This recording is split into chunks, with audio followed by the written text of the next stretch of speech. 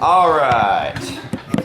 So tonight we're going to cover week 4 is developing the skills, and I mean really honestly tonight is going to go fairly quickly. We're going to go through just some of the basic sets. Like there's essentially 5 different ways of the skill building techniques, and each one we'll just talk about a little bit, but it's going to tie it all together, and then after we're done we'll do question and answer. If you guys have any specific questions or any like, well, I have problems with X, communication or something like that, we can spend some time and work through some of those issues, and maybe even let you guys do some of the answering since you're all experts now.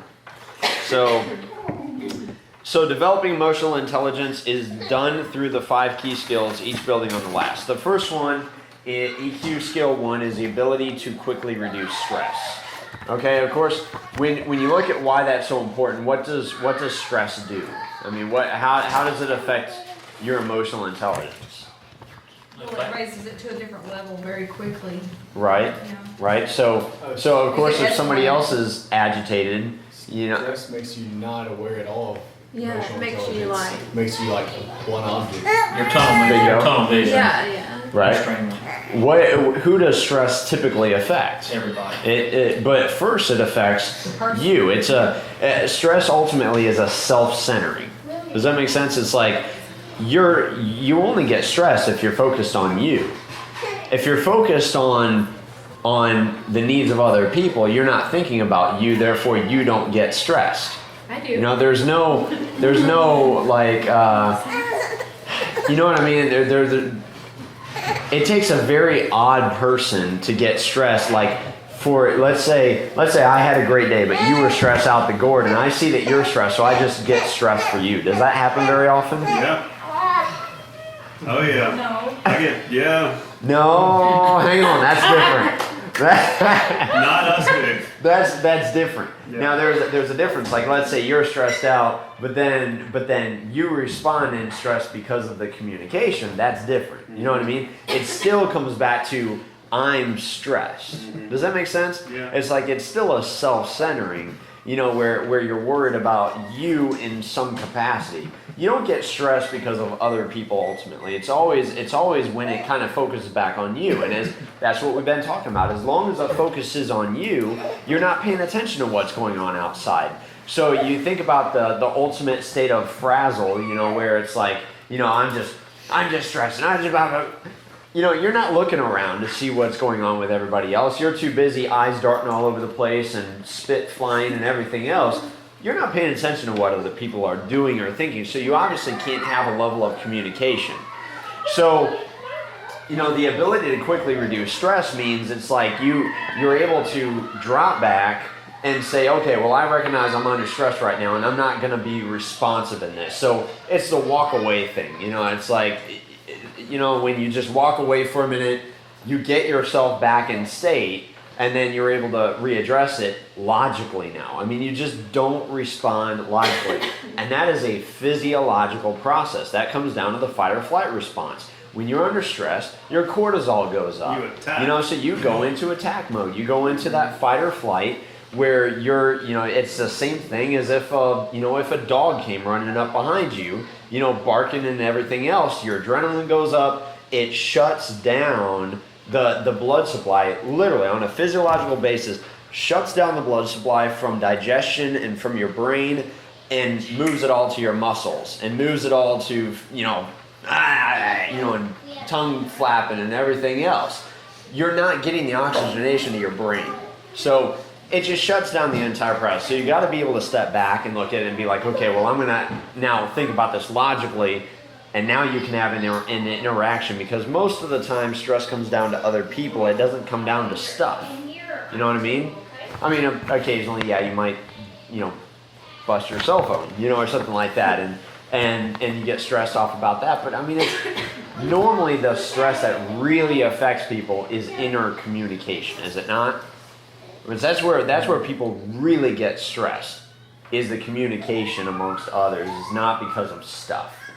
So when you look at this, I'm going to kind of go through this after we're done. I'm going to go through the levels first, and then this is a document that we actually have in our in our new employee training manual. This comes straight out of our training manual that we go through all of our new employees with. So EQ skill number 2 is the ability to recognize and manage your emotions.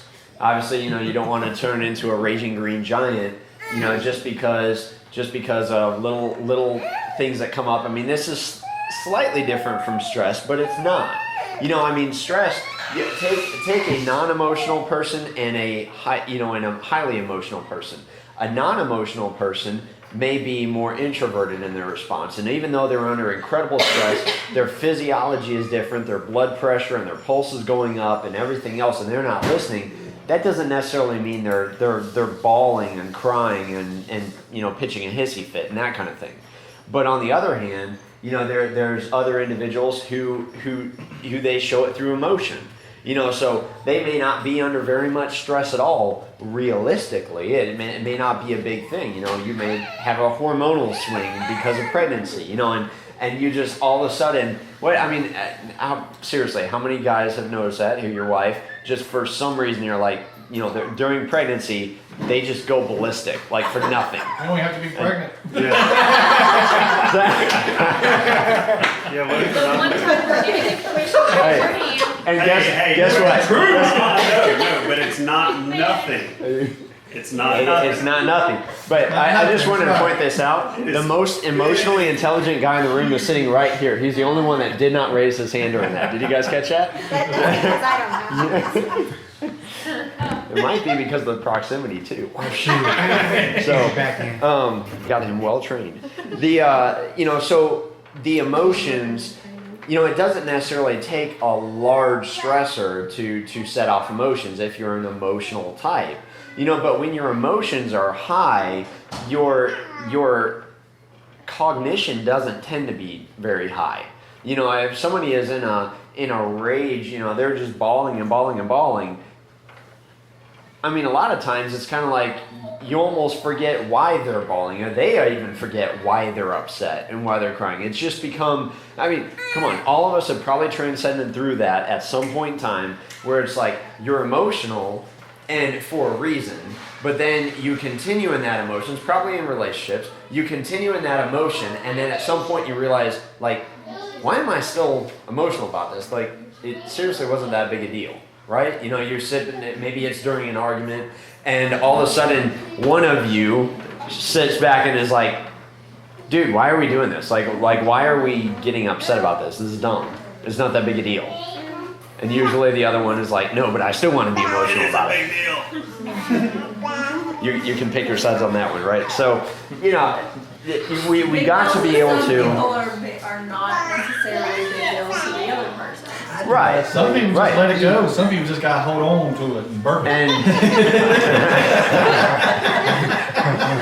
so now notice that's not just about the ability to recognize and manage your emotions per se. It's also the ability to recognize and manage other people's emotions too. It's not emotionally intelligent to, if my wife is crying ballistically over something, and she doesn't, very often.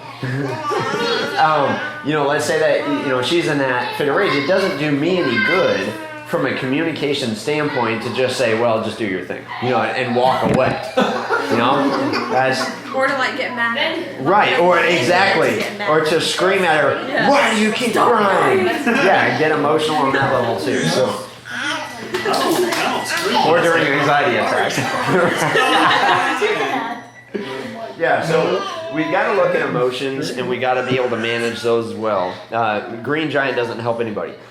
EQ skill number 3, the ability to connect with others using nonverbal communication. Nobody was better at this than, of course, Mr. Bean, right? You guys all have watched Mr. Bean, right? Jonathan's looking like, who is that guy? Yeah, everybody in here has seen Mr. Bean? No. Who is that? I don't know who that is. Are you serious? British comedian. Oh my goodness. Where did you? He had a movie. No, he never told. Tons of movies. It's like, And guess what? We've got, so Mr. Bean's holiday after the class tonight. Let's stop the class. We'll take it home. I'm gonna play the first 10 minutes of it just so you can see. This guy is the master of communicating through facial Without saying expression. anything, He's 10 times better than Jim Carrey is. Jim Carrey is like funny about it. This guy, I mean, it's phenomenal. He can make you laugh and not say anything. So, He ordered everything. So- you know, the reason why this one is so important. That's one of your patients was like, right? You said, do what? Wear this They- April light. You want me to wear this big Yeah, thing? yeah. The important thing with this, the reason why it's so important to connect with people with the nonverbal stuff, is because you can, like, let's say that you manage the emotions and you're like, okay, I'm not going to get pissed right now. But then you look at them and you're like, what? You know, that's not effective. That's pretty serious. You know, or like, okay, honey.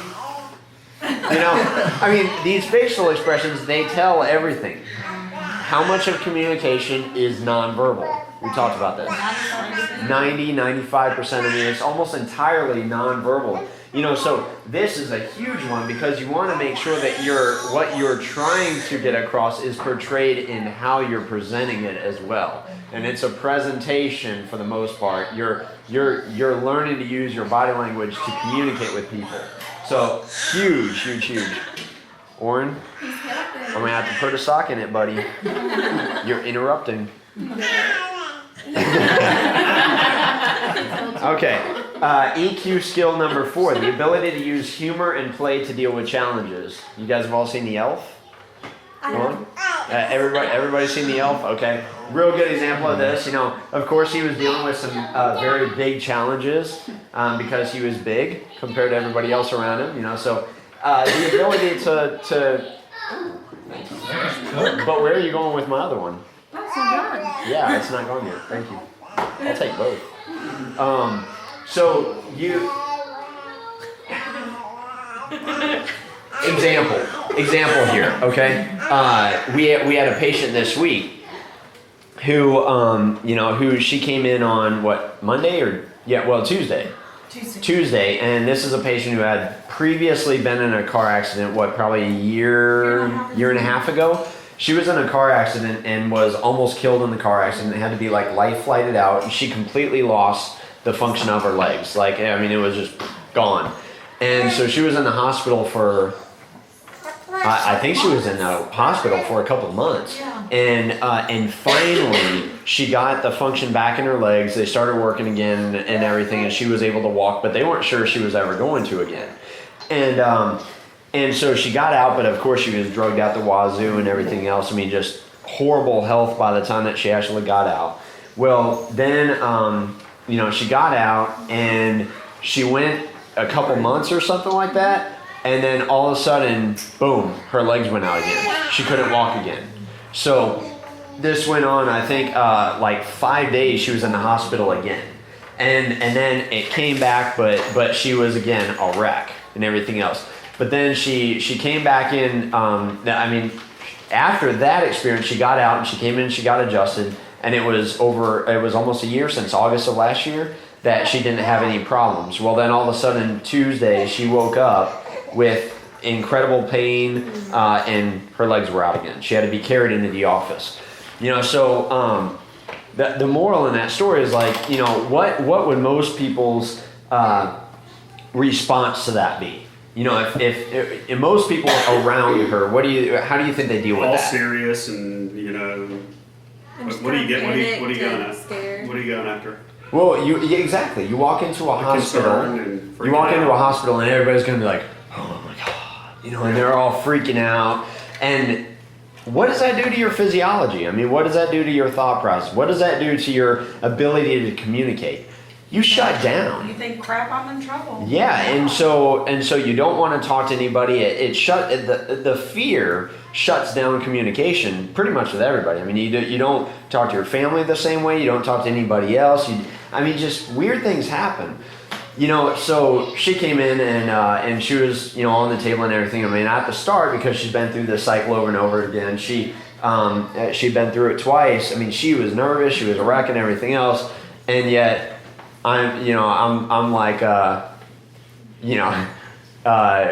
Okay, you're free to go, but don't run.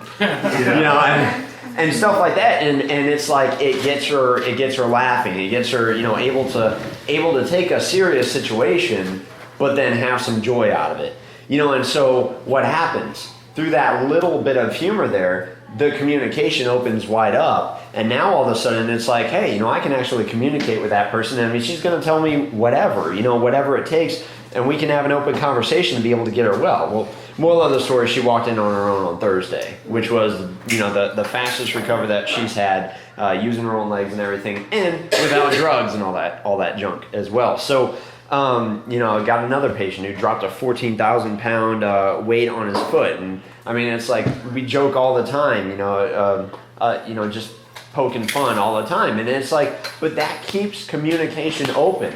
Now, there's a difference between that and being like, "Hey, you look ugly today," it's like,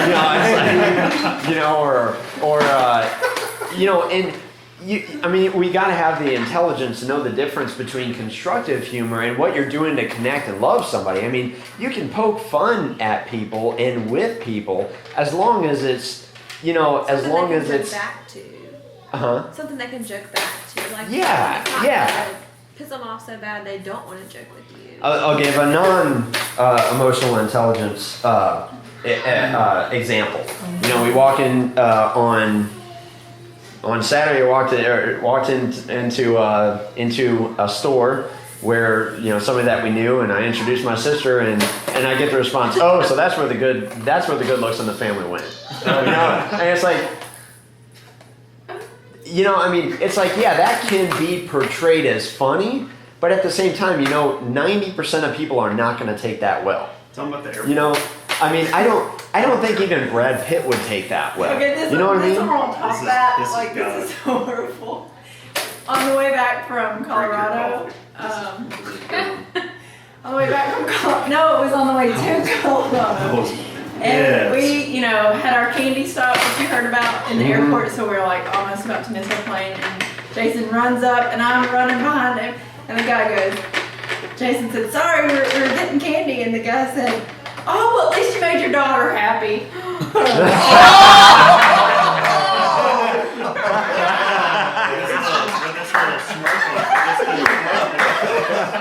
And I was like, what did I say to him? I think I said some pretty foul words back That is to him. not my daughter, that is my fiance. And he was like, oh. I said something to him. He said, "But you have a nice day." I was Well, like, at least He was trying to be funny. At least he had the emotional intelligence not to respond back after she said that. I Laid mean, into him, man. oh boy. It's like, I was nice even life. a little bit further back. I hadn't even handed him my ticket, so I was like, "Oh, what's about to come?" Well, he was Yeah. paying her a compliment. I mean, That's what he said. Well, it's just paying her. I'm like, No, that's then what are you doing to me? That's just like people ask Brooke all the time if she got hit by a buffet and stuff like that. And so, I mean, you're not going to joke with a pregnant woman about her size. Well, you don't want to direct that stuff. It's like, that makes good in a comic routine where it's not, notice comedians don't go up in front and then start pointing out people in the crowd and saying, "Hey, dude, how many plates did you eat for lunch?" The good ones don't. They don't do that kind of stuff. It's always joking about, about in general. So you never want to. Play on people. You don't want to. Yeah, you don't want to. He's lucky he had his teeth. It's really, and that's a tough. Of all of them, is this one you think probably the most difficult one so far? Is understanding what's humorous and what's not. Yeah. That takes a lot of emotional intelligence. This is probably one of the biggest challenges because a lot of times when you try to be funny, and you've got, you don't want to use humor unless you're right there with the person and you are, it all goes back to this, doesn't it? The connection. It's like the presence in that moment. You don't want to poke a joke with somebody and then move on to the next person because you didn't stop to pay attention to what he just what is your body language? What's your response after that? Did you really take me the right way and everything? Do you really get that I honor and respect you as a person and I'm not ripping on you? All those kind of things. So you've got to be present in this situation. And then EQ skill number 5. This is kind of a joke too. The ability to resolve conflicts positively and with confidence, even when you know you're wrong. Probably nobody's better than this guy. So, Smooth talking. yeah, that's really what it is. But see, there's a difference there.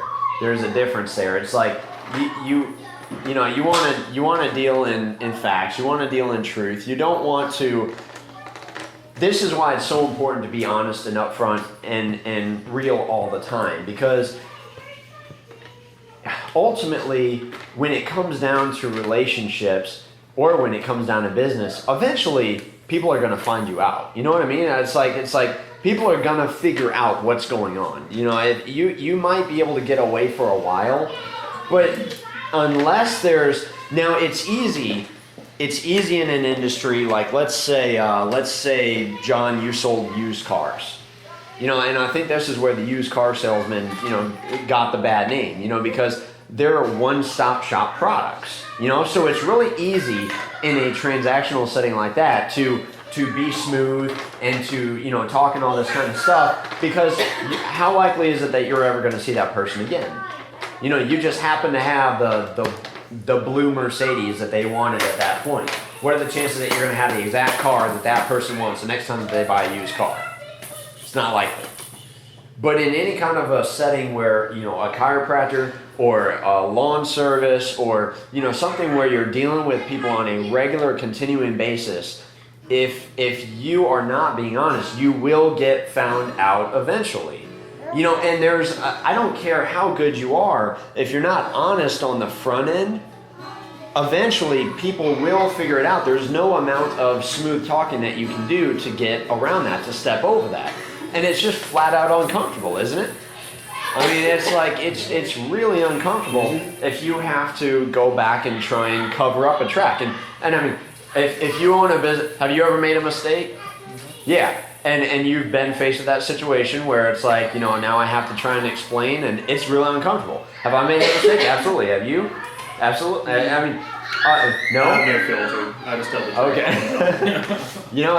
but that's what I'm saying. Something that you thought, you didn't have any ill meaning in it, but maybe you made a promise that you didn't know was fulfillable at the time. And then you have to go back and you're faced with that. Well, do I just tell it how it is, or do I not? I actually had to with one of the ones that stopped today. 3 years down the road, I had to apologize to this patient and be like, look, it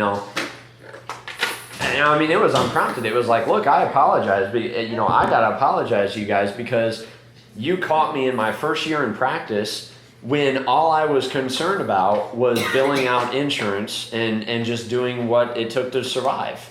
And so I had you sitting on these dumb little, plastic balls and with bands and sitting here and going like this for 15 minutes and stuff, because that's what it took to fulfill the code so I could build the code out. And I'm like, I apologize for that. And she's like, what are you talking about? So, but that's integrity, though. Exactly. It's all about integrity. You could have just played it off as, this is the latest technology we have, and this is the newer, better things, and it's progressed along the way. Right. Since then, but you told them the truth. And when you do that, though, how much more likely is it that those people are going to trust you from that point forward? So it's just always honesty is the best remedy, because you will get found out, especially when the spotlight is on you. The ability to resolve conflicts positively and with confidence. What that means is, number one, you have to have the facts. You have to have the facts. You have to know what you're talking about to be able to do that. If you don't know anything about the subject matter that you're talking about, today at Max Moms, one of the people asked about what was it, the RSV. Just the R positive, O negative, Yeah, something like that. And she asked me the question, and I'm like, I don't have a clue. Even though I'm the one speaking, I'm like, I don't know. What would have happened if I sit there and try to play out like I have a clue what I'm talking about? Yourself like an idiot. Yeah, and then it's so again, I mean, if you're in a position where you're teaching, a lot of people miss this. It's okay to say, I don't know. People actually respect when you say, I don't know, because it's like, there's a lot more truth in that than I know everything. So never be shy to say, I don't have that information. I don't know. Defer to somebody else that has a clue. So these are the 5. Now, we're going to go through some more in-depth stuff now. Most of us know that there is a world of difference between knowledge and behavior, or applying that knowledge to make changes in our lives. There are many things we may know and want to do, but don't or can't when we're under pressure. This is especially true when it comes to emotional intelligence. Emotional intelligence must be learned and understood on an emotional level. We can't simply read about emotional intelligence or master it through memorization. In order to learn about emotional intelligence in a way that produces change, we need to engage the emotional parts of the brain in ways that connect us to others. In other words, you got to flex those muscles. If you don't flex that part of your brain, it's not going to develop. This kind of learning is based on what we see, hear, and feel. Intellectual understanding is an important first step, but the development of emotional intelligence depends on sensory, nonverbal learning and real-life practice. So, who in here has stress in their life from other people? Okay, you see, that's actually a good thing. I mean, we may not see it that way, but that's actually a good thing. Count your blessings on that, because the more stress that you go through and the more agitation you get, the more you're flexing those muscles. It's like going to the gym. You're getting to use and develop that. If you look at the people who are like secluded and and don't have any relationships with people and just kind of show up in their house, how good of communicators are they? Not at all. I mean, they have no idea how to reference other people, because their only relationship is in between their left and right ear. So it's we've got to be happy that we're dealing in those stressful moments. Even in those stressful moments, you have to step back and say, you know what, this is good. What can I actually learn out of this, and how can we actually grow through this together? Developing emotional intelligence through 5 key skills. Emotional intelligence of the 5 key skills, each building on the last. So we go through that. Emotional skill number 1, rapidly reduce stress. When we're under high levels of stress, rational thinking and decision making go out the window. Runaway stress overwhelms the mind and body, getting in the way of our ability to accurately read a situation, hear what someone else is saying, be aware of our own feelings and needs, and communicate clearly. The first key skill of emotional intelligence is the ability to quickly calm yourself down when you're feeling overwhelmed. Being able to manage stress in the moment is a key to resilience. This emotional intelligence skill helps you stay balanced, focused, and in control no matter what challenges you face. So stress busting, functioning well in the heat of the moment. So we talk all the time about stress management, but you see how that's kind of a ridiculous way of looking at it, because it's like, who in here wants to manage stress? It's kind of like, who in here wants to manage debt? Nobody, right? I mean, we don't want to manage debt. We want to limit debt. We want to manage wealth. That's ultimately the goal. We don't want to manage debt. Well, we don't want to manage stress. We want to manage peace. So we want to learn how to effectively bring that on demand. Okay, so develop your stress busting skills by working through these 3 following steps. Who in here has some stress this week? Okay, pretty much all of us, right? I mean, we dealt with ours. So number 1, realize when you're stressed. Number 1. The first step to reducing stress is recognizing what stress feels like. You guys know what stress feels like. Think about the last time that you were under severe stress, or literally put your body in the physiology of real stress right now. I don't want to. You can do it though, right? I mean, we all know exactly what it feels like to be under real stress. You feel the tightening in your chest. You feel that pressure, across the whole area. You feel the tension in the back of the neck. You feel your blood pressure going up. You feel your hair in your skull standing on end. Yeah, the sweating, and you got it. Are you experiencing the physiological changes just talking about it? No? Yeah, No? quit. Blood pressure's gonna get. Obviously, some of us are under more stress than others, right? I mean, we can pull it on demand like that because you're so used to what it feels like. Wound up.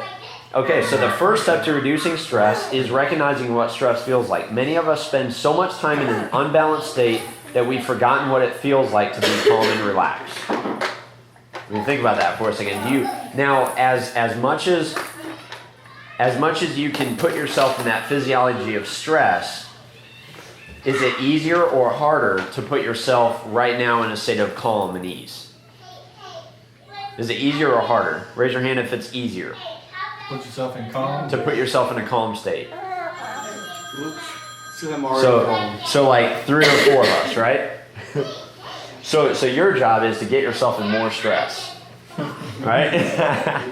That's where I shut down. Yeah. No. But you see the sense in why I say that, because what would happen if you got a phone call right now saying that one of your best friends was just in a car accident and is being life flighted? What can you do? I mean, you go. Okay. Stress level. Let's say your kids were big. Chandler and Alan Michael aren't here right now, right? Okay, so let's say that you got a call right now saying I'm that. stressed about that. Okay, so how would you respond to that? No. You remember Emily's lip? Yeah. I'm very good under pressure. Very good. Okay, so you wouldn't like go ballistic, you wouldn't like freak out. It's the small things like a bug or things like that. You mean the one on the ceiling right above you? Kill me if there was There's no difference. She reacted. She didn't respond. She reacted. There's no difference in a bug this big and a man with 357 magnum pointing in her face. That's the There's- same thing. I could deal better with the man with the gun in my face than a bug. Wow. Yeah. Interesting. I don't consider. I mean, I've been through a lot of stuff, but I don't never put myself. I don't feel like I ever get stressed out on anything. See, I'm the same. I might get put on under pressure. I might get. That's put under probably. pressure. I love you. That's probably why you guys do so well together. Well, that's what I said. I do a number of those. I Yeah. might get put under pressure, and then that's why I elevate to the next level and just go with it. But Yeah. with the line of work that I do, He actually does a little better under pressure if he has all this time. if I got everything going around, I'm calm as you can be. You have to be in some of this work that I do. Yeah. With the law enforcement part. You can't react. You got to, it's not stress to me. Yeah. That's almost like I'm Sometimes I want dead. him to be stressed. I'm like, don't. If you told me Why right aren't now, you stressed? if I got a phone call that said my son's on his way to the hospital because he's just been in a bad argument, okay. Well, I'm gonna call the pastor, I'm gonna get him to start praying, and that's it. We'll go to the hospital. Yeah. And she'll be freaking out. No, I'm really. Worry. No, I'm good during the crisis. It's right after the crisis. Like if I had a patient go bad, when I was at the hospital, if we had a patient go bad, I was really, really calm during the code or whatever, but it was afterwards, and I'm like, oh my A God. lot of that's Instincts probably kick the in. melancholy too of how could I have prevented that or how could I have fixed that. Well, I mean, I can't help it. That's the way the melancholy comes out in me. I look back at it and I analyze it. And I'll replay the tapes and replay the tapes and replay the tapes and make myself mad, replaying the tapes to figure out how I could have fixed it. No, I mean, I knew that that was the only thing I could fix. I mean, Yeah. but I mean, You could call me tomorrow and say, I need that drawing tonight. I'll say, okay. No stress on me. You're I gonna stress out actually over need it tonight. So I was like, okay, no problem. Well, I'll take care of it. That's my answer. I'll take care of it. Yeah. But it don't stress over it. either that or. It's good. That's rare. I mean, it's good. It is, and it's almost to a point that, it's Now- hard for me to even get scared. Did you deal with a lot of stress in your life earlier? 2 teenagers. Sorry. Yeah, I had a daughter that stressed me out. So Way there- back. So there was training there. You could say So that. you develop that skill. You flex that muscle. There's a vast difference between that and people who have never been under stress before. and they just literally don't respond to stress because they've never really had stress. And then usually what happens in those situations, it's the princess syndrome, where they've never had to do anything on their own, and then all of a sudden when they're thrown out there, they're like, they just shut down. They have no idea how to respond because they've never been pushed before. It's rich kid syndrome at the same time. So, okay, identify your stress response. Everyone reacts differently to stress. Do you tend to space out and get depressed, become angry and agitated, freeze with anxiety? The best way to quickly calm yourself depends on your specific stress response.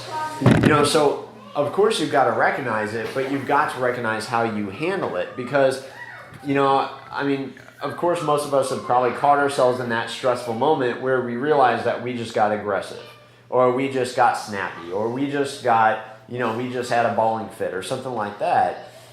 And if you don't recognize how you're dealing with that, then you can't cue on that. So where this comes in is it's this figure eight. It's a cycle of repetition where, you just keep on going through the same replay over and over and over again. So every time that stressor happens, you have the same physiological response, and it just loops and it loops and it loops. This is why people in relationships, they'll go and they'll have a fight about something, and they'll resolve it, and they'll be okay for a while, and then the trigger comes up again, and then they go back into the fight again, and then they resolve it, and then the trigger comes back on, and they repeat again. And so they go through this cycle for sometimes 10, 15 years, and then eventually they get divorced and stuff over these issues, because they don't realize the trigger when it happens.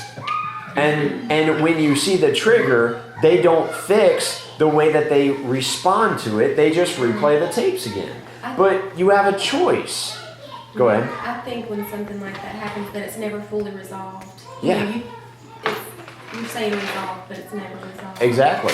Because why is it never resolved? Because you didn't do anything differently. And if you didn't do anything differently, then of course you're going to repeat the same cycle, because you're taking the same path. You're playing the same record again and again. So, it's the classic case, the guy that beats his wife, and so he beats her, and then he and so it creates this big issue, and then he crawls back and says, I swear I'm never going to do it again. I'm changed. And so she takes him back, and then he beats her again, and it just goes through this cycle over and over again. And people on the outside are like, are you insane? I went through that with my mom 6 times, and she's on number 7 right now, and I don't even know his name. He's my age. Oh my goodness. Yeah. And your mom must be hot. I'm just joking. Hey, dude. But, Why don't we take a life? That's the first thing that came to my mind. That's funny. but, That was a joke. That was good humor. it's very pretty. If you've seen the guy that she's talking about, you'd say, That was my second thought. Bears Or- keep cheesers. To me, like now, I hate to see a man cry. It's like it shuts me off, because I saw that so much.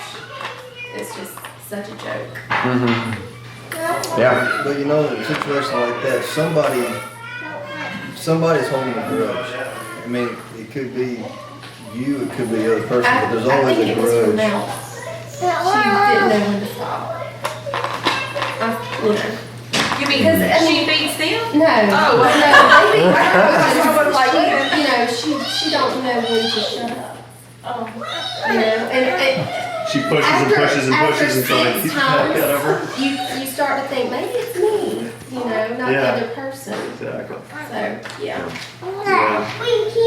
Yeah, that's exactly true. I mean, it takes a certain person to take that as well. So, you've got to be able to. I can't remember what that's called. It's double loop learning. Yeah. So you learn that you're repeating the same cycle. You learn what the triggers are, and then when you can recognize a trigger when it happens, you learn to make a different choice. And you intelligently look at that and see, well, what is the path that I've been taking? How's that been working out for me? And then what's another alternative, and what might that do? And that might create something else, but at least you're not going to repeat the same thing over and over again, right? Okay, and then discover the stress busting techniques that work for you. The best way to reduce stress quickly is through the senses, through sight, sound, smell, taste, and touch. For each person responds differently to sensory input, so you need to find things that are soothing to you. So, in other words, you want to make it real. You want to make pictures out of it. You don't just, I'm going to do this. How many of us have planned that we're going to do something differently, about something that's not working out, and then the next time it comes, we just do the same thing. Because you never thought it through, you never made it real, in picture, sight, sound, smells, everything else is just kind of like a thought, so it never becomes concrete. You never really form Because it. it's comfortable. Yeah.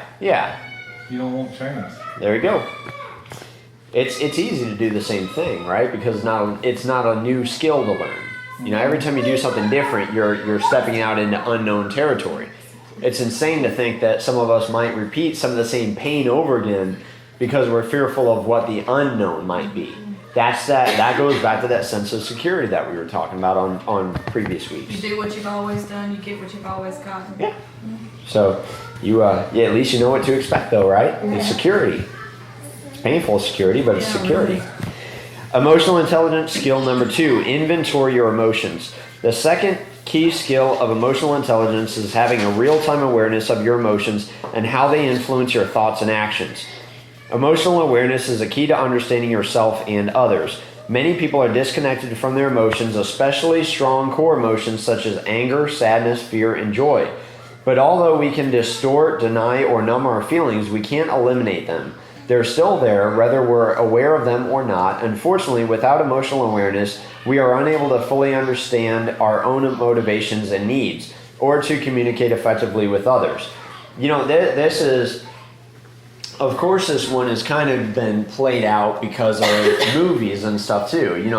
We talk about the desensitizing that movies have done, in certain emotions and everything. So we've all gotten, because we're used to watching people act, we've all gotten very good at acting. But you can definitely tell a difference between somebody that's acting out emotions and, what you're actually feeling. Most people don't really let their emotions out. Sometimes more often when they're talking with close friends. Think about that. Just the difference in that right now. What's the difference between your close friends and everybody else? What's the difference? It's how you act and how open you are with them, isn't it? With a close friend, you can cry with them. You can joke about farting with them. You can do all these things. But if it's like somebody that you don't know, I'm surprised nobody made a face with that at all. You guys are like shut down. Nobody wanted to laugh at that one because you all do it. Nobody heard it.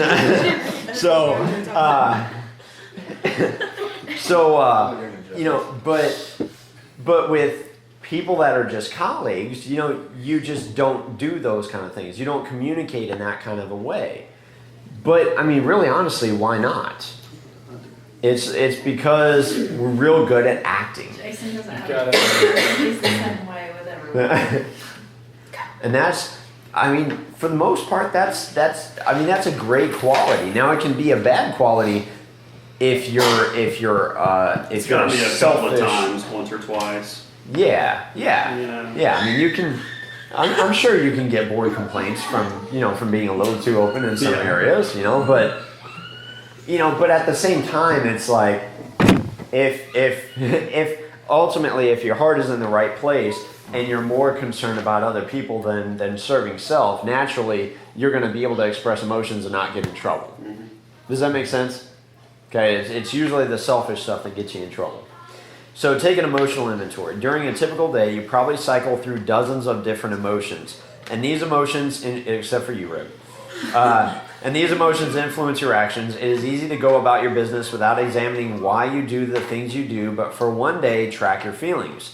When you notice you are conducting an activity on autopilot, take a moment to analyze your thoughts and the way you feel and write them down in a journal.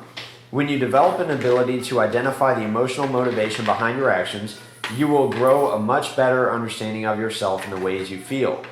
So what kind of relationship do you have with your emotions? Do you experience feelings that flow encountering one emotion after another as you're experiencing change from moment to moment? Are your emotions accompanied by physical sensations that you experience in places like your stomach or chest? Do you experience discrete feelings and emotions such as anger, sadness, fear, joy, each of which is evident in subtle facial expressions? I mean, how many times have you just picked up on somebody and be like, wow, you're having a bad day today, aren't you? Right? I mean, you can see it. It's not very many people are good at hiding that. Can you experience intense feelings that are strong enough to capture both your attention and that of others? And do you pay attention to your emotions? Do they factor into your decision making? So if any of these experiences are unfamiliar, your emotions may be turned down or turned off. In order to be emotionally healthy and emotionally intelligent, you must reconnect your core emotions, accept them, and become comfortable with them. So in other words, practice being emotional about the things that are important to you. I mean, it's like if something is really important to you, you should get emotional about it. I mean, it's like if how many times have you been to a chiropractic seminar or something like that, and somebody is talking trash, and you see people and they're just trying to like have logical talk about it. And then there's these other people that are just like raging, like, "Are you kidding me?" You almost look at those people and you're like, how can you sit back and not be emotionally attached? And what it kind of shows is, what it presents on the outside, even though they may be emotionally charged by whatever it is, they're not showing it. Therefore, everybody else sees you as disconnected. So you, it does not mean that you want to be emotionally charged all the time. Does that make sense? You don't want to be the person who is just going nuts over everything, and flipping out over every little detail. There's also a difference between positive and negative emotion. We've all experienced the wrath of somebody that's negatively emotional on a rampage. People like that just drain you. Okay, emotional skill number 3, nonverbal communication. Studies have shown that up to, this one says 75%, but others say 90% of communication is nonverbal. Can we tell? No. It's somewhere up there. Oftentimes what we say is less important than how we say it or the other nonverbal signals we send out. In order to hold the attention of others and build connection and trust, we need to be aware of and in control of our nonverbal cues. We also need to be able to accurately read and respond to nonverbal cues that other people send us. Nonverbal communication is the third skill of emotional intelligence. This wordless form of communication is emotionally driven. It asks the questions, are you listening? And do you understand and care? Answers to these questions are expressed in the way we talk, listen, look, move, and react. Our nonverbal messages will produce a sense of interest, trust, excitement, and desire for connection, or they will generate fear, confusion, distrust, and disinterest. So, for example, part of improving nonverbal communication involves paying attention to, number 1, eye contact. Think about, this is a bad example right now because my contacts are driving me crazy, so that's why I'm blinking and everything all over the place. But how many times have you guys had a communication with somebody and you're talking to them and they're trying to talk to you about something? I mean, Brooke, let's say we were having a conversation and the whole time I'm sitting here, you ask me a serious question. And I sit there and I respond and I'm like, blah, blah, blah, blah, blah, and I'm looking all over the room. A lot of this stuff, think about the dating situation, right? You're on a date with somebody, this is so much better than that. You're on a date with somebody and yet their eyes are darting all over the room the whole time that you're there at dinner. So, let's say first date, and you're sitting there and you're talking to them and they're sitting there and you're talking to them, but their eyes are just going all over the place. Every time a girl walks by, their eyes are darting off to the side. Ladies, how would you feel about that? Not okay. Okay? That big nonverbal cues, right?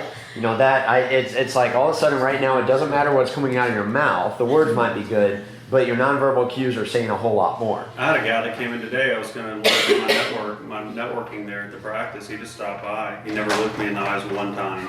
Yeah. So I found somebody else. Yeah. Never. You can't trust somebody. Looking like this and like this. this guy's, I'm kind of like, what's wrong with him? Yeah. You know? You just can't trust somebody that is not able to look you in the eyes. It's kind of like that look me in the eyes and tell me the truth thing. Yeah. You got to be really good to be able to look somebody in the eyes and not be telling the truth. So part of nonverbal communication, even you know what ultimately the difference is between a good communicator and a poor communicator in terms of like public speaking. What do poor communicators do? They look at people. No, poor communicators. They show up and they just read. Yeah, poor communicators would be sitting here and they're like this. They're looking like they're like overheads the entire time. Like you may be sitting here and not once you're ever gonna make eye contact with the communicator. They're just like, it's different in a room of 5,000 or 10,000. I wish I had it, but oh man, I wish I had it right now. Perfect example. How many of you guys have seen Michael Bublé in concert? None of you guys? Oh my God. Who is that? Michael Bublé? You guys all know who he is. I actually do know who he is. Yes. Who in here doesn't? Oh my goodness. You guys would know his Y'all listen music. to country music, right? You can pull it up on your iPad. Oh yeah. I'll play a song by Michael Bublé. You'll know who he is. But best example I can give you. He's one of his concerts, that you can buy on DVD. He's in I think it was the one where he's in at Madison Square Gardens. Think about this. 10,000 people in Madison Square Gardens. Dark room.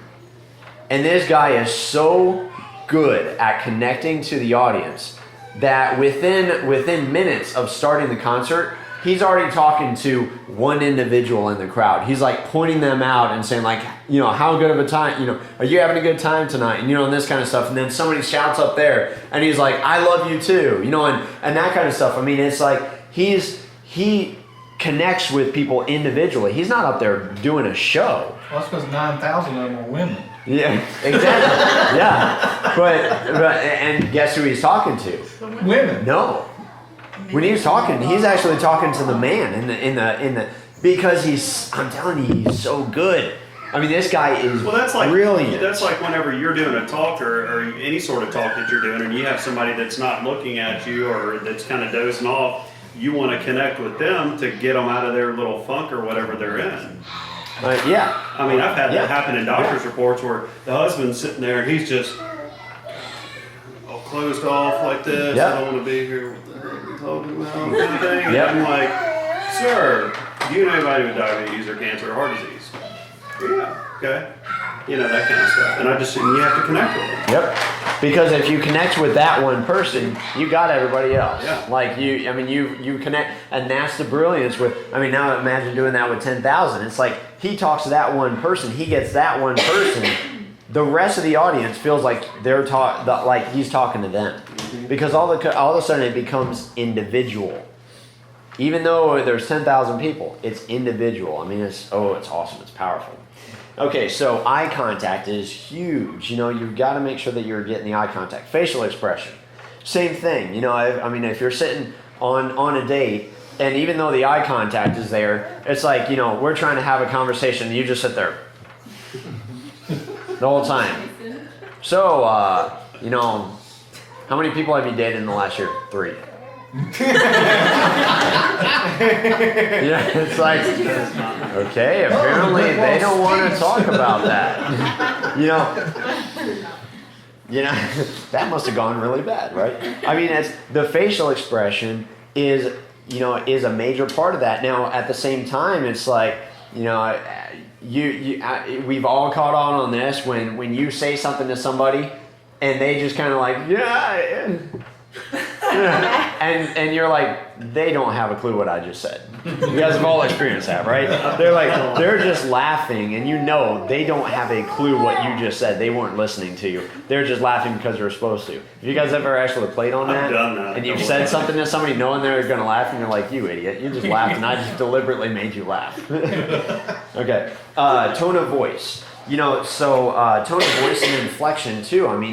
You don't want to, you want to make sure that you're not talking in pissed off tone of voices, of course, but your tonality and your pitch change. It's again, we've all talked to the people who are just very monotone, and when you're very monotone, nobody wants to talk to you because you're boring and because you're not excited about anything, and you're not, it's almost hard to talk like that. You don't have any passion. You're just just blank across the table. So when you're excited about something, obviously you're going to talk with greater tone. You're going to talk with greater inflection. So learn to practice that and get that tonality and that expression in everything you do. The greatest communicators are the ones that are like all over the place. I mean, think about Tony Robbins. You guys know who he is, right? Oh, yeah. Okay, Anthony Robbins? No? Yeah. No? Okay. Anthony Robbins is like, there's no middle ground. He was like, He's a big dude, too. yeah, he's huge. He's a giant. And that's a medical issue. It's actually, he's got pituitary dysfunction. That's what makes him that big. Right. Gigantism. Okay, posture. Posture is massive. If you're closed down, you're like this, and you're talking to somebody, it's like, that something's wrong. Right. I mean, again, all of this is so good on the dating scene. It's like, it's like,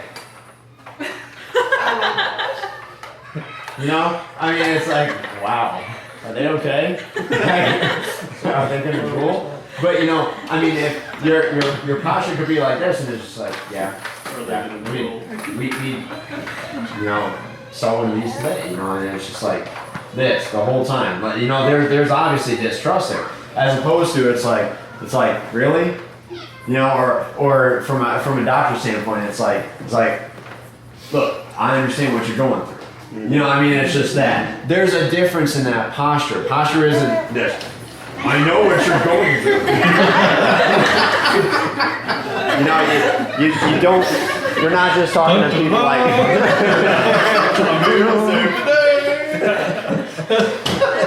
Yeah. Not the kind of posture we're talking about. Only, but if you wear a white coat, that's appropriate. Yeah. Yeah. Blue one. Yeah. It's the way that you're standing, the way that your presence is. Again, it's about presence.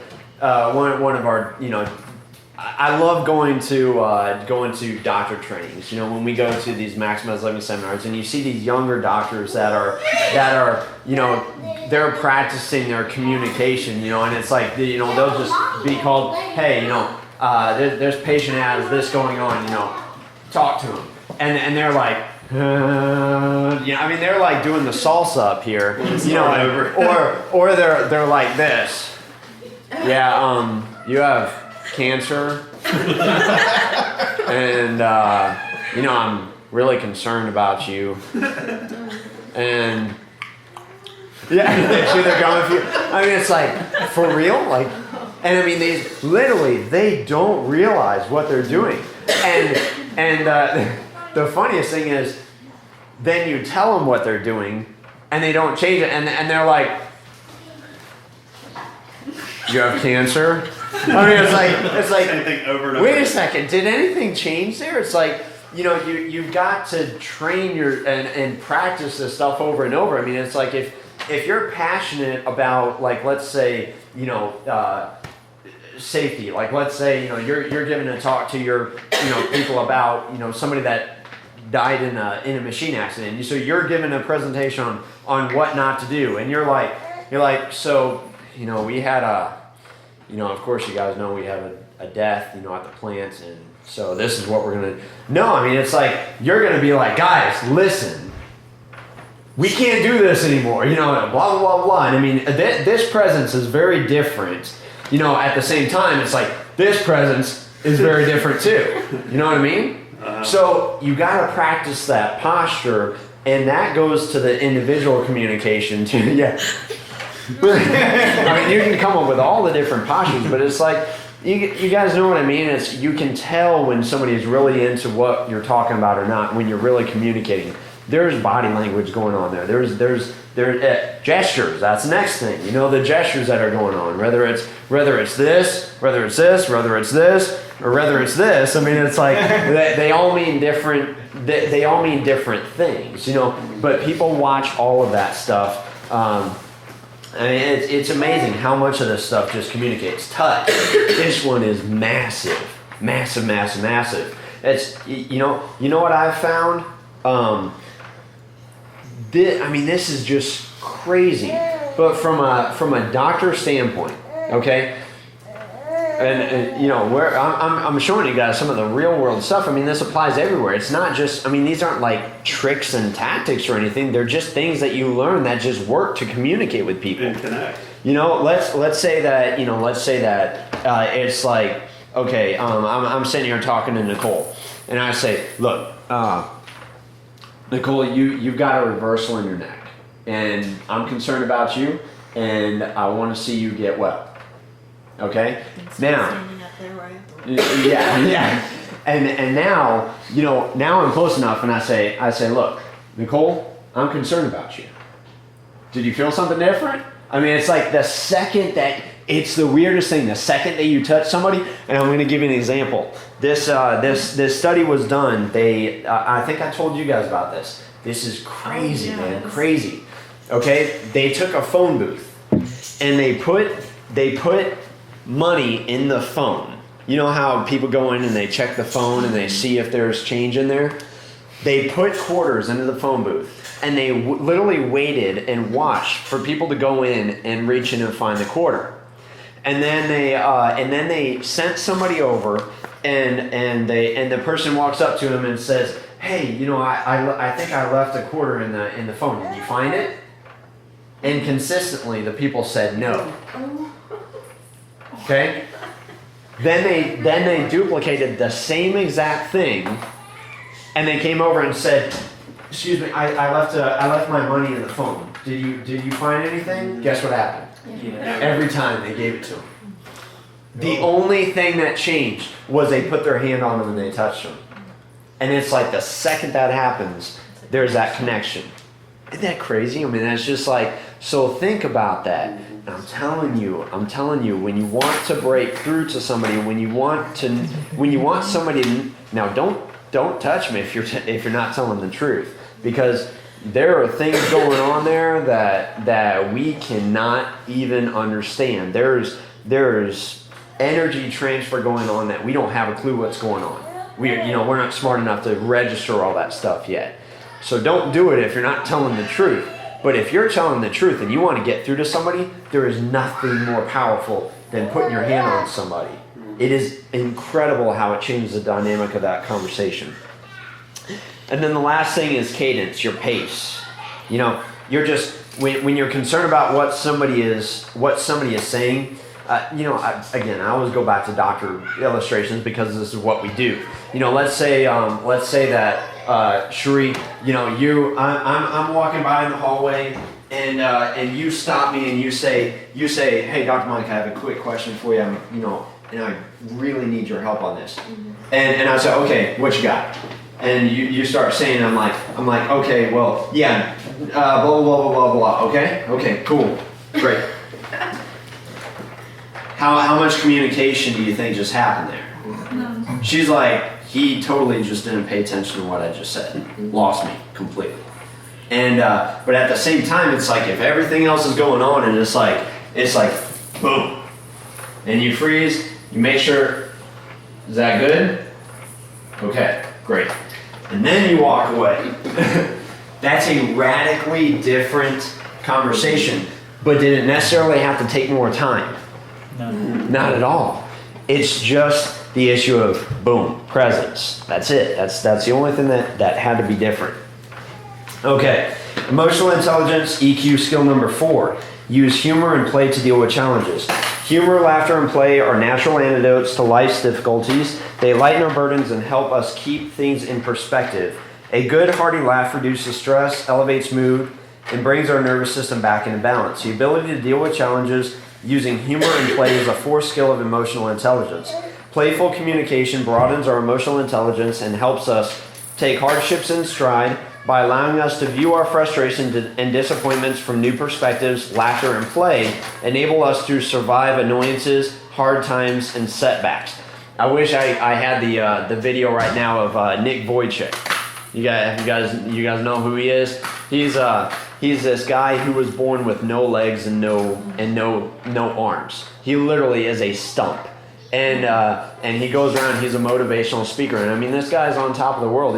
Imagine this, with no legs and no arms, he swims, he surfs, he does all this stuff by moving his pelvis. I mean, it's incredible. He's got, and in the video, he's got this little like flipper.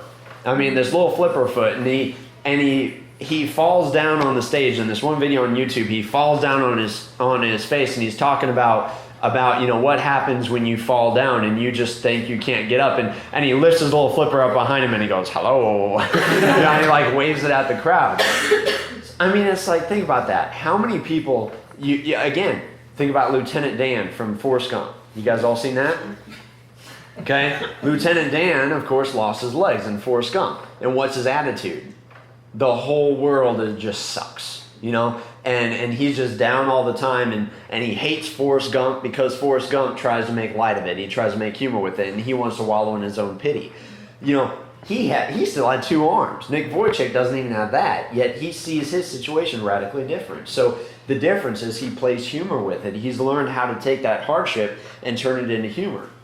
So smooth over differences. Thought that was funny, huh? Smooth over differences. Using gentle humor often helps us say things that might be otherwise difficult to express without creating a flap. That's kind of that situation where it's like you want to tell somebody something that's serious, like maybe that they're a little bit overweight, and it would be difficult to have just that straightforward conversation. But, you might poke fun with them and be like, hey, Jeremy, it looks like you had an extra 6-pack this weekend, right? Or something like that. And it's like, obviously I pick on the guy that doesn't have that problem. And, but it's like you can gently use that humor to express something that might otherwise be uncomfortable to do in a straightforward situation. Simultaneously relax and energize ourselves. Playful communication relieves fatigue and relaxes our bodies, which allows us to recharge and accomplish more. This is why, even those, a lot of comedians are not nice people, yet everybody loves them because they use humor and they do it well. One of the things that you were talking about doctor's report. What's one of the best ways to get the people that are sitting back like this and crossing their arms and hate you, even though they don't know you? What's one of the best ways to get them engaged? If you make them laugh. You throw humor in there right away. You poke fun at yourself. You poke fun at what you do.